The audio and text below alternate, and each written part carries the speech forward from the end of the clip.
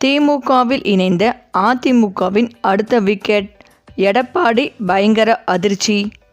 அதாவது வேதாரண்யம் பகுதியில் அதிமுகவின் முக்கிய முகமாகவும் முன்னாள் முதல்வர் ஓ பன்னீர்செல்வத்தின் தீவிர ஆதரவாளராகவும் விளங்கிய PKV பிரபு அமைச்சர் உதயநிதி ஸ்டாலின் முன்னிலையில் திமுகவில் இணைந்தார். காங்கிரஸ் பேரியக்கத்தின் முன்னாள் மாநில துணைத் தலைவரும் முன்னாள் MLAவுமான வெங்கடாஜலத்தின் பேரரான இவர் அதிமுக OPS அணி சார்பில் மாநில அமைப்பு செயலாளர் போன்ற முக்கிய பொறுப்புகளை வகித்து வந்தவர். ஏற்கனவே மனோஜ் பாண்டியன், மருது அழுகுராஜ் போன்ற மூத்த நிர்வாகிகள் அணி மாறிவிட்ட நிலையில் டெல்டா மாவட்டங்களில் தனக்கிருந்த பலமான தூண்களில் ஒருவரான பிரபுவின் இந்த திடீர் வெளியேறு அரசியல் ரீதியாக ஓ பன்னீர்செல்வத்திற்கு பெரும் பின்னடைவாகவும் அதிர்ச்சியாகவும் பார்க்கப்படுகிறது. மேலும் தமிழகத்தில் 2026ஆம் ஆண்டு சட்டமன்ற தேர்தல் நெருங்குவதால் திமுக தனது கூட்டணியை மேலும் வலுப்படுத்தும் முயற்சியில் களமிறங்கியுள்ளது. என்னதான் தனது கூட்டணியை பலமாக வைத்திருந்தாலும் மாற்றுக் கட்சியினரை தங்கள் கட்சியில் இணைக்கும் முயற்சியில் ஸ்டாலின் தீவிரம் காட்டி வருகின்றார். ஓரணியில் தமிழ்நாடு என்ற உறுப்பினர் சேர்க்கையில் மாற்றுக் கட்சியினர் பலரும் திமுகவில் இணைந்து வருகிறார்கள். அதிலும் குறிப்பாக அதிமுக மற்றும் பாஜகவை சேர்ந்த முக்கிய நிர்வாகிகள் பலரும் சமீப காலமாகவே திமுகவில் இணைந்து வருவதால் நாளுக்கு நாள் ஸ்டாலினுக்கு பலம் கூடிக்கொண்டே செல்கிறது. இந்த நிலையில் டெல்டா மாவட்டங்களில் அதிமுக முக்கிய முகங்களில் ஒருவராக வலம் வந்த வேதாரண்யம் PKV பிரபு உதயநிதி முன்னிலையில் திமுகவில் இணைந்தார். இவரது தாத்தா வெங்கடாஜலம் காங்கிரஸில் ex-MLAவாக மாநில துணைத் தலைவராக இருந்தவர்.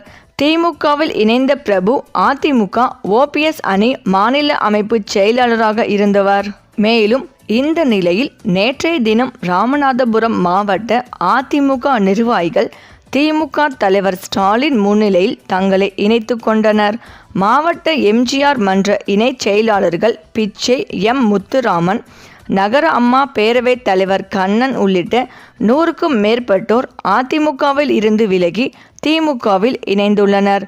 இதன் பின்னணியில் திமுகவில் ஐக்கியமான அதிமுக முன்னாள் அமைச்சர் அன்வர் ராஜா செயல்பட்டுள்ளதாக கூறப்படுகிறது. ஏற்கனவே அதிமுகவில் இருந்து நீக்கப்பட்ட செங்கோட்டையன் தாவேகாவில் இணைந்துள்ளார். அவர் அதிமுகவில் அதிருப்தியில் இருப்பவர்களுடன் பேசி அவர்களை தாவேகா பக்கம் கொண்டு வருகிறார். இவர்தான் JCD பிரபாகரனை அழைத்து வந்ததாக சொல்லப்படுகிறது. பொங்கல் முடிந்ததும் நிறைய பேர் அதிமுகவில் இருந்து விலகி தாவேகாவில் இணைவார்கள் என செங்கோட்டையன் தெரிவித்து வருகிறார். அதேபோல் விடுதலை சிறுத்தைகள் கட்சி தாவேகாவுடன் கூட்டணி வைக்கிறதோ இல்லையோ அந்த கட்சியில் இருந்து நிறைய பேர் தாவேகாவில் இணைவதாகவும் செங்கோட்டையன் தெரிவித்திருந்தார் என்பது குறிப்பிடத்தக்கது.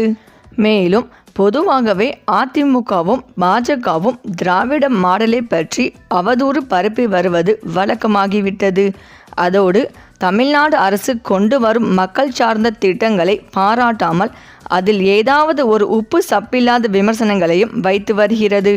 அதோடு 2021ஆம் ஆண்டு திமுகவின் தேர்தல் அறிக்கையில் குறிப்பிட்ட எதையும் செய்ய முடியாது என்று எதிர்க்கட்சியினரின் முகத்தில் கரியை பூசும் விதமாக சொன்னதை மட்டுமில்லாமல் சொல்லாததையும் செய்து வருகிறார் முதலமைச்சர் MK ஸ்டாலின். இந்த நிலையில் எந்த திட்டங்களை எடப்பாடி பழனிசாமி விமர்சித்தாரோ தற்போது அதே திட்டங்களை மாடலாக வைத்து அதிமுக தேர்தல் அறிக்கையாக முதல் கட்ட அறிவிப்புகளை வெளியிட்டுள்ளார் பழனிசாமி. எடப்பாடி பழனிசாமியின் அறிவிப்புக்கு பலரும் விமர்சனங்களை முன்வைத்து வரும் நிலையில் அமைச்சர் DRB ராஜாவும் விமர்சித்துள்ளார். ஒவ்வொரு தேர்தலிலும் கதாநாயகனாக திகழும் திமுகவின் தேர்தல் அறிக்கை வெளியாவதற்கு முன்பே அறிவாலயம் வாசலில் குத்த வைத்து காத்திருக்கும் அதிமுகவினர் அதிமுகவின் தேர்தல் அறிக்கை வெளியானதும் முதல் காப்பியை வாங்கி கொண்டு அதை அப்படியே காப்பியடித்து அதிமுகவின் தேர்தல் அறிக்கையாக வெளியிடுவதுதான் வழக்கமான நடைமுறை. இந்த முறை அதில் விசித்திர மாற்றத்தை செய்து தேர்தல் அறிவிப்புகளை வெளியிட்டு இருக்கிறார் எதிர்க்கட்சி தலைவர் அவர்கள். கடந்த 5 ஆண்டுகளாக திராவிட நாயகர் மு.க. ஸ்டாலின் அவர்களின் திராவிட மாடல் அரசு செயல்படுத்தி வரும் திட்டங்களுக்கு டூப் போட்டு அறிக்கை வெளியிட வேண்டிய அளவுக்கு அதிமுகவின் நிலைமை பரிதாபமாக போய்விட்டது. 2021 திமுகவின் தேர்தல் அறிக்கை வெளியான போது தமிழ்நாட்டின் நிதி நிலைமை சரியில்லை, எனவே இதையெல்லாம் நிறைவேற்றவே முடியாது என்றார் திரு பழனிசாமி. ஆனால் தமிழ்நாட்டை அனைத்து தளங்களிலும் முன்னேற்றியதுடன் அதையெல்லாம் திமுகவில் செய்ய முடியாது என்று எதிர்க்கட்சி தலைவர் சொன்னாரோ அதையெல்லாம் நம் திராவிட நாயகன் முதலமைச்சர் வெற்றிகரமாக செயல்படுத்தி காட்டிவிட்டார். இப்போது புதிதாக எதுவும் சிந்திக்க திராணி இல்லாமல் திமுக அரசின் பழைய திட்டங்கள் மீது ஸ்டிக்கர் ஒட்டும் அறிவிப்புகளை வெளியிடுகிறது அதிமுக. அவர்கள் கட்சியின் சார்பில் தேர்தல் அறிக்கை தயாரிக்கும் குழு அமைக்கப்பட்டுள்ள நிலையில் அதில் உள்ளவர்களின் திறமை மீது நம்பிக்கை இல்லாமல் திமுக அரசின் சாதனை திட்டங்களை ரோல் மாடலாக கொண்டு அறிவிப்புகளை வெளியிட்டு இருக்கிறார் எடப்பாடி பழனிசாமி. இது உங்களுக்கு செட் ஆகல சார், வெயிட் பண்ணுங்க, உங்க மூளையை இப்பவே கசக்க வேண்டாம். எப்போதும் போல இந்தியாவையே திரும்பி பார்க்க வைக்கும் திமுக தேர்தல் அறிக்கை வந்த பிறகு அதை முழுமையாக உங்க பழைய ஜெராக்ஸ் மிஷினில் காப்பி எடுக்கலாம் என்று விமர்சித்துள்ளார். இந்த நிலையில் தமிழக அரசியலில் கூட்டணி பேச்சுவார்த்தைகள் இப்போது சூடு பிடித்துள்ளன. குறிப்பாக பாமக தலைவர் அன்புமணி ராமதாஸ் அதிமுக பக்கமாக சாய்ந்து விட்டதாக தகவல்கள் வரும் நிலையில் டாக்டர் ராமதாஸ் திமுக கூட்டணிக்கு வர வாய்ப்புள்ளதாக பேசப்படுகிறது. வட மாவட்டங்களில் பாமகவின் பலத்தை பயன்படுத்தி மீண்டும் வெற்றி பெறலாம் என திமுக கணக்கு போட்டது. இதற்காக தங்கள் கூட்டணியில் இருக்கும் விசிகாவை சமாதானம் செய்ய திமுக முயன்று வருவதாக கூறப்படுகிறது. ஆனால் இதற்கு விசிக தரப்பிலிருந்து கடும் எதிர்ப்பு கிளம்பியுள்ளது. பாமக போன்ற ஜாதிய கட்சியுடன் எப்போதும் தங்களுக்கு உறவு கிடையாது என விசிகாவின் வன்னியரசு வெளிப்படையாகவே தெரிவித்துவிட்டார். இது ராமதாஸை உள்ளே கொண்டு வர நினைத்த திமுகவிற்கு பெரிய தலைவலியை ஏற்படுத்தியுள்ளது. விசிகாவா அல்லது பாமகவா என்ற இக்கட்டான சூழ்நிலையில் திமுக இப்போது சிக்கியுள்ளது.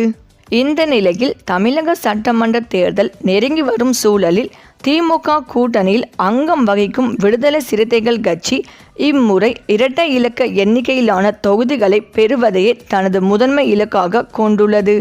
இது குறித்து விருதுநகரில் செய்தியாளர்களிடம் பேசிய அக்கட்சியின் மாநில துணை பொதுச் செயலாளர் வன்னியரசு வரவிருக்கும் தேர்தலில் விசிக அதிக தொகுதிகளில் போட்டியிட்டு வெற்றி பெற்றால் மட்டுமே ஆட்சியில் பங்கு குறித்து வலிமையாக பேச முடியும் என்று தெரிவித்தார்.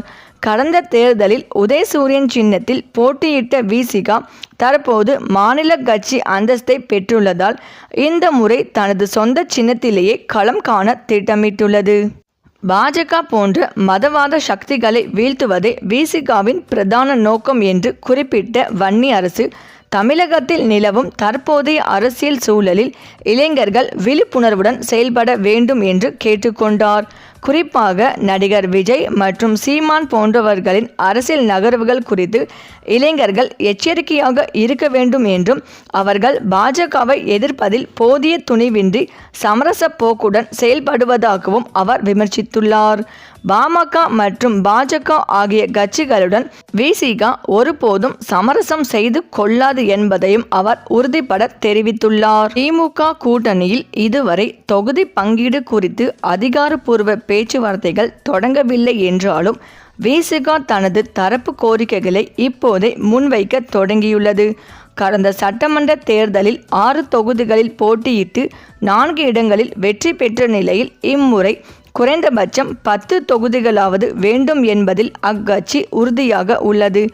ஆட்சியில் பங்கு என்ற கோரிக்கையை தற்காலிகமாக தள்ளி வைத்திருந்தாலும் சட்டமன்றத்தில் தனது பலத்தை அதிகரிப்பதன் மூலமே வருங்காலத்தில் அதிகார பகிர்வை உறுதி செய்ய முடியும் என விசிக தலைமை கருதுகிறது.